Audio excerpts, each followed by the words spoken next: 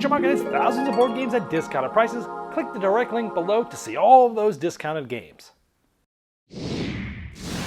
Hello my friends, back during COVID, designer Jamie Stegmaier of Stonemaier Games came out with a roll and write game called Rolling Realms. It was very popular. People could play it online, they could play it social distanced, and it was a big hit.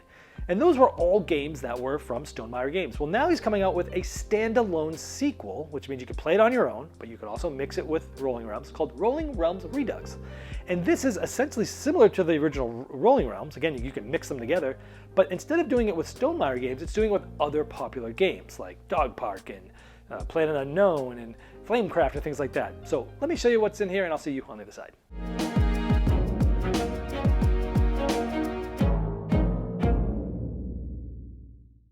Rolling Realms Redux comes with 12 different games that you're going to be playing roll and write minigames on, like Dog Park and Meadow. You're each going to get a card that allows you to track all of the numbers that you've used for each of the 9 turns. The game is played over 3 rounds, where you're going to score points each of the 3 rounds, and then you add them up and who has the most wins.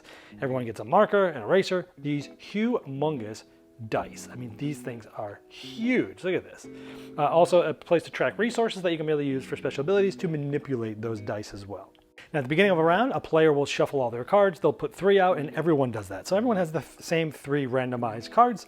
The way it works is simple. The game is, again going to be played over, each round is going to be played over 9 rolls, and you're going to be doing things with those dice. Now, when it's rolled like a 1 or a 2, you can never go to the same card twice in the same round. So I have to spend a 1 on one of these, and if I put it on Dog Park, I can't use the 2 on Dog Park, unless there's an ability that allows me to do that. So one of these I'll put a 1, one of these I'll put a 2, and that'll be the first turn. We'll go through that 9 times, and then we'll finish this, score it, and then we'll bring out 3 new ones. For example, on Meadow, just like Meadow, I'll take one of these, I'll take the 1, and I'll do something like this. I'll do 1, which means I go to the first one in this direction, which is this little berry, and so you have to go from the bottom top over here.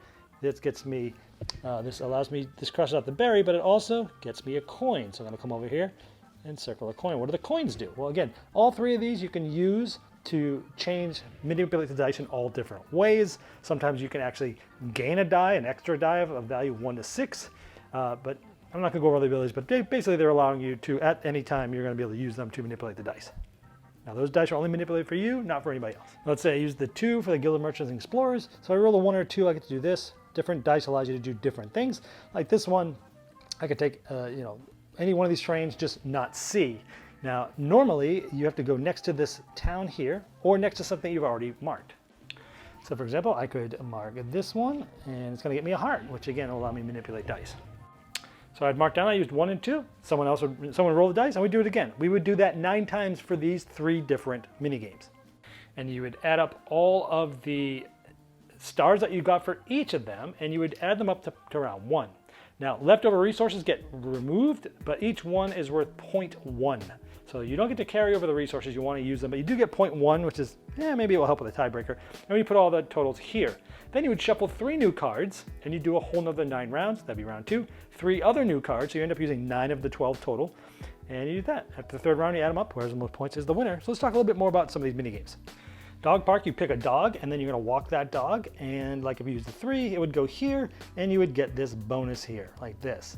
Now, you're trying to work it all the way to the end. When you get to the house, depending on how many of these balls you got, the less you get, the more points. So if you use 0, 1, you'll get 2 points. And you'd color in these 2 stars.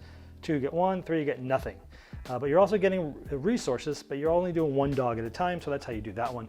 Meadow, we talked about that. Either column, you're working your way bottom to the top, and as you can see, you can get stars or double stars as you work your way up. If you use 5 or 6, you go left to right here, getting again resources and or stars.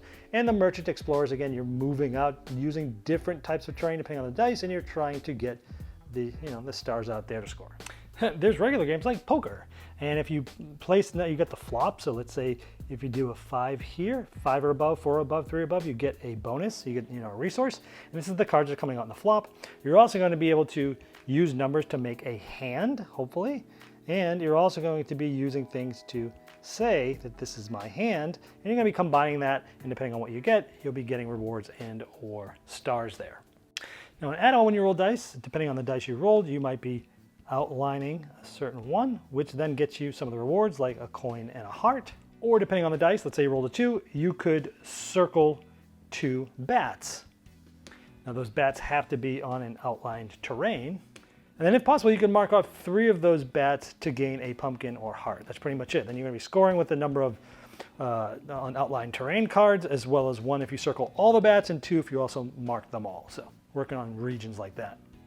Now in Flamecraft, you can do 1 of 2 things, enchant or gather. So you can assign any number to enchant and outline any resource circle. So maybe we just go like that, doesn't even matter what that number is.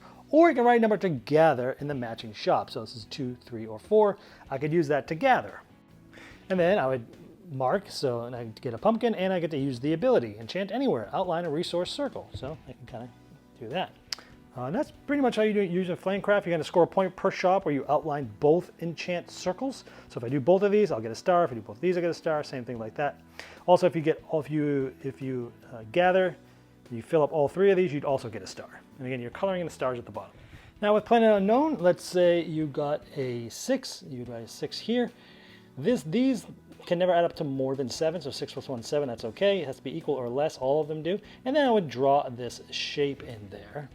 And I would also gain that heart, and you can draw it, you can rotate it and things like that. Now, if I get a 6 again, I don't get the bonus, but I get to draw that shape again. So essentially, you're figuring out which numbers would shape, and then you're getting them. If you finish columns, you're getting resources. If you finish rows, you're getting stars. Legacy of you're going to be placing numbers here. You're going to add them up, and the sum has to be greater than any of the sums to the left. And then as far as you get 1 point for each column where the sum is greater than any of the sums to the left. So that one's pretty straightforward. Rocks, paper, scissors. Let's say I rolled a 5. A 5 is a paper, and I could pick which one to put in. I go like this, like that. And it's going to say versus. And let's say the other one that I rolled was a 6. Now you only use the first die that you claimed, so you can still use the 6 on another realm, but the 6 is across. I put it anywhere on the right. I wouldn't want to do this because that does not beat that, so maybe I do something like this. Now when I put this here, I do get that coin. Now let's say a little bit later, I got a 1, 2, or 3. I put a rock here. Let's say I also got scissors.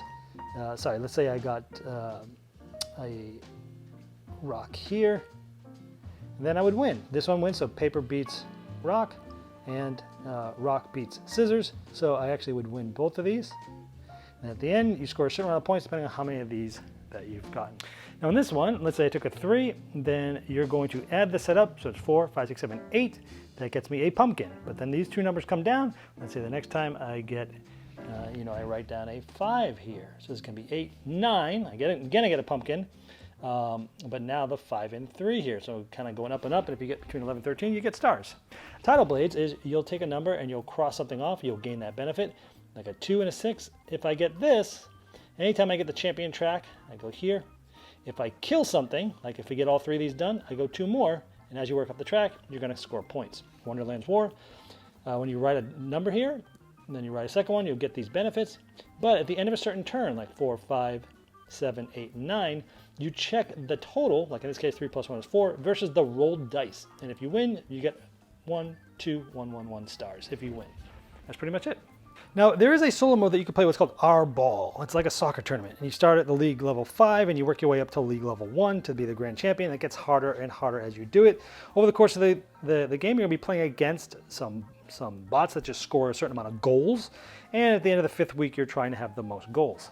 Depending on the league that you're in, like the easiest one, you'll get 9 turns, but as the leagues get harder, you get less turns and such. And like in week 1, you gotta roll the die, and you got a 4. We're in league number 5, so you add the 4 to the league number, which is 5, you get 9. Tells you opponents A and B in week 1 get 2 and 1. So they're at 2 goals and 1 goal. It's me versus C. I'm playing C themselves. And we see the cards that says left, center, right, and we're playing Spaceship, Tidal Blades, and Wonderland's War. We look at each of these, and they're going to get a certain amount of stars, and it's going to be altered depending on the round and where that card is, left, center, or right. So we then look at this Spaceship. Spaceship is on the left here, 4 stars. We're playing C, so it's straight up 4. We look at here, Tidal Blades. Tidal Blades is 4, but it's -1, so it's 3. Wonderland's War is 4, but it's -1, so it's 3. So it's 3, 3, and 4. So then we look at this, like we score a certain amount of stars, they scored 4. We score a certain amount, they scored 3. We would score a certain amount, they scored 3. If you win, if I had more than 4, I'd get a goal. If I had less than 4, they'd get a goal. So on and so forth. So if you beat them, you get a goal. So the most you get is 3 goals in this week. And so at the end of the first round, it's 2 to 2 to 1 to 1, and it's a cumulative. You would just keep adding your totals all the way up, and at the end of the fifth week, you're trying to get the most goals out of all of them. If you did, then you do a harder league and you work your way up it. Now, what I like about Rolling Realms Redux and the original is that they feel like mini games of popular games. Now, like for PlanetUnknown, Dog Park, Rock, but they also have some for like games everyone knows, rock, paper, scissors, poker, things like that. They feel like little mini games of those, which is cool because if you've played those games, they're like, oh yeah, that feels familiar to me. But if you haven't played those, there were a few on this one that I still have not played, like Ottawa, for example. I know about Ottawa, I kind of know the gist of the game, but I've never played it. And it's like, okay, it doesn't matter if I haven't played it. I guess this is probably how the big game works. It's still a small mini game, I learn it, fine. So if you haven't played all these, it doesn't matter. If you have played them, you'll be more apt to like them. The components in this game, oh my gosh, I love these huge, chunky purple dice. They are humongous. I love it. They're huge and chunky. Everyone around the table can see, especially because this game can play 1 to 6 with the base box. But if you have multiple copies, you can play with as many people as you want. That brings me to my next thing. This can be played remotely, because that's the original way it was designed during the COVID, or with unlimited players, assuming that you have multiple copies and things like that. And so it's one of those things. Rolling Realm games tend to go one of two ways. One like this, where you can play multiple with many people. And I have run huge things at conventions, at some children's homes and things like that here in the Valley, where I ran a game event for the kids, where there were 75 kids. And some of the games that we played were rolling rights that everyone could play at once. And so this is one of those. That's one side. And so this does that. If you're looking for something to be able to play remotely or with unlimited amount of players, basically, this does that. There's a negative side to that too that I'll get to later. I like that there's 12 total realms. You're playing 3 each round, but only 9 per game. So you're not even going to see every single one of these each game. And again, you can mix these with any of the promo realms and the original Rolling Realms to mix it together and have like a huge variability there too. I like that because the way the game plays, there's no downtime, which means there's simultaneous play. Everyone is going at the same time. Now that can be a negative if there's 6 people playing and there's one person that generally takes longer to play than everybody. You might be like, oh, great, I know where to put this 3 in 1, here and here. And then you wait 5 minutes for someone else who has AP to do it. That can also be a bad thing that you're waiting for everybody because it is simultaneous. But you'd be waiting for them on a normal game anyways, although some of the games that go in clockwise order, like you can roll the dice and they could be thinking, I don't know, that happens on a lot of rolling right anyways. The variability here is a huge thing here. Like I mentioned earlier, the promo packs, the Rolling Realms being able to use it. Also that there's a solo mode that it's almost like a soccer match. It's called the RRR ball is included with this. And it's an interesting twist on not just playing solo, but actually having something that you're playing against. And the way that it scores is pretty unique, and the different levels you can work through in different leagues. I thought this was a clever thing. I actually enjoyed this. On the negative side of things, as I mentioned earlier, you can play with as many people as you want, but the downside of that is there's like 0 player interaction. So and this is the way with a lot of roll and writes that have 0 player interaction, and a lot of Euro games if you have. But if you tend to like roll and writes that have a lot of player interaction, or some player interaction where somebody takes one of the dice and no one else can use it, okay, some indirect player interaction. This doesn't have any of that. You're taking whatever you want. You're doing your own thing. I mean, it's basically multiplayer solitaire, knitting circle games, as I like to call them, which many people like. I tend to like more interactions in my games, but I don't mind playing the ones without any interaction sometimes, especially if I'm playing solo, which I don't do a lot. But hopefully this has given you an idea of who's it for, who's it not for, and that is Rolling Realms Redux.